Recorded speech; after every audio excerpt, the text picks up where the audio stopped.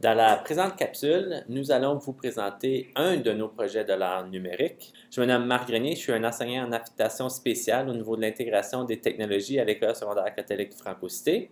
Cette année, nous avons eu la chance d'être appuyés par Lise Galuga, technopédagogue au niveau du projet Destination Réussite Volet 2.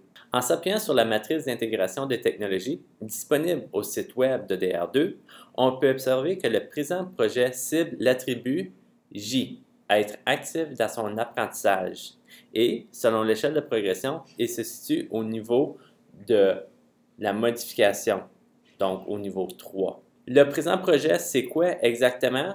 C'est l'utilisation d'un script qui s'appelle Doctopus pour envoyer aux élèves d'une classe une filière ou un document qui est propre à chacun des élèves, de sorte que l'enseignant puisse y avoir accès à n'importe quel moment donné, de n'importe quel endroit, pour pouvoir le corriger et suivre l'évolution de l'élève.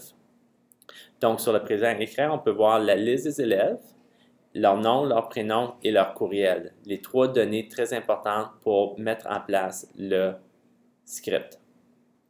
Donc, on active le script directement de Google Docs. Ensuite, on peut choisir si on veut envoyer la même filière à tous les élèves, à un groupe d'élèves ou à la classe entière. Et on sélectionne le fichier qu'on veut envoyer ou le document. Ensuite, on peut préciser qu'on veut que tous ces documents-là se retrouvent dans une filière en particulier dans notre compte à nous en tant qu'enseignant. Et puis, ça peut également envoyer directement à l'élève un courriel lui indiquant qu'il a reçu le document en question.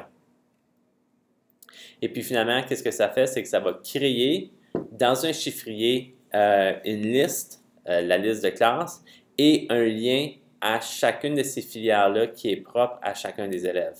Puis, ce qui est très intéressant, c'est que puisque c'est un document scolaire, on voudrait offrir une rétroaction le plus rapidement possible à l'élève. Donc, il est possible d'attacher un rubric. Essentiellement, c'est une grille d'évaluation adaptée. Donc, l'élève a automatiquement une rétroaction et sa note. Donc, le rubric, c'est juste une extension sur Chrome.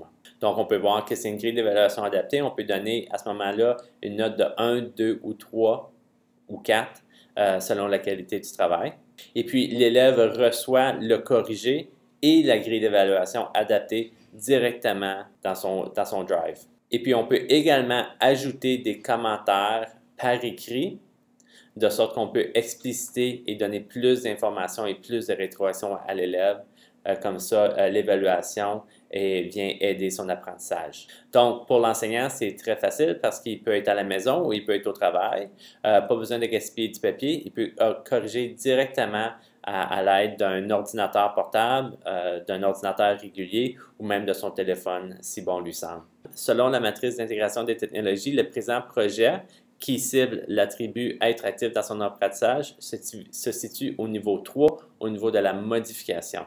N'hésitez pas à communiquer avec nous si vous avez des questions.